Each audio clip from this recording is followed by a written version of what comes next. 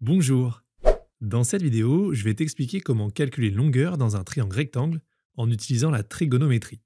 On va parler de cosinus, de sinus et de tangente.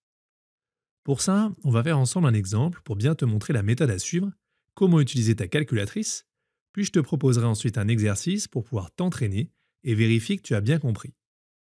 Avant de pouvoir se lancer dans l'utilisation du sinus, du cosinus et de la tangente, il faut que tu sois bien à l'aise avec le vocabulaire dans un triangle rectangle et que tu repères facilement l'hypoténuse, qui est le côté opposé à l'angle droit, le côté adjacent d'un angle, c'est celui-ci, en bleu, qui n'est pas l'hypoténuse et qui forme l'angle, et enfin le côté opposé, c'est celui qui est opposé à l'angle.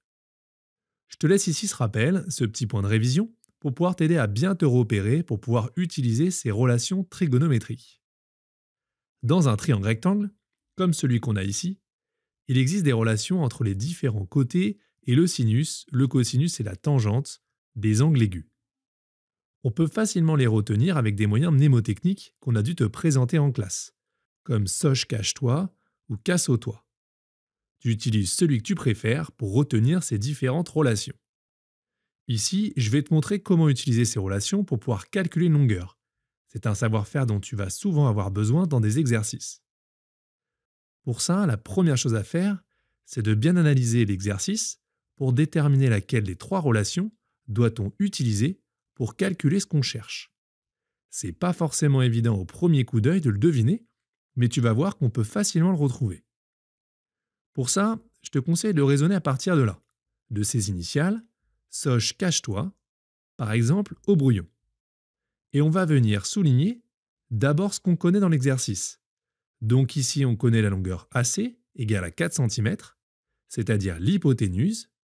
Je souligne donc le H dans soche et le H dans cache. Puis je vais souligner ce qu'on cherche. On cherche ici BC, c'est-à-dire le côté opposé à l'angle qu'on connaît. Donc je souligne le O pour le côté opposé dans soche et dans TOA. Et c'est fini. Avec ça, je vais maintenant facilement deviner quelle relation on va utiliser.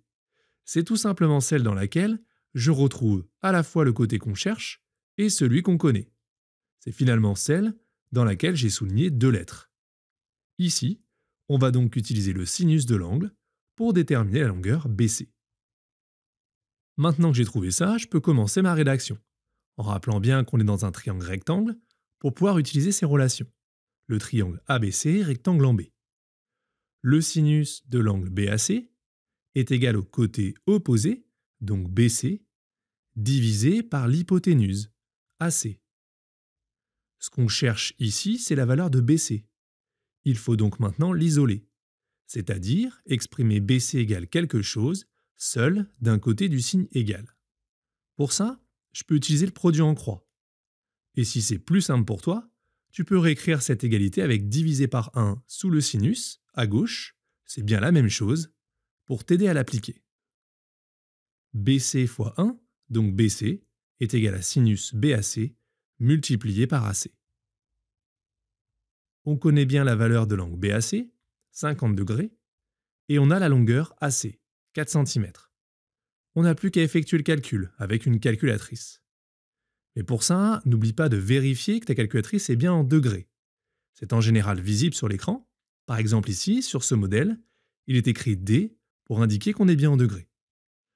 Pour le vérifier, ici j'appuie sur seconde, config, 2 pour choisir l'unité d'angle, puis 1 pour sélectionner degrés. Maintenant, je peux effectuer le calcul. Le résultat est exprimé en centimètres, puisque dans le calcul on a utilisé 4 cm, et il est demandé dans l'énoncé d'arrondir le résultat au millimètre, donc au premier chiffre après la virgule, ce qui nous donne 3,1 cm. Voilà pour la présentation de cette méthode. J'espère avoir été clair et que tu as maintenant mieux compris. Pour le vérifier et t'entraîner, je te propose de faire ces deux exercices et j'attends de lire tes réponses dans les commentaires. Je te souhaite bon courage et à bientôt!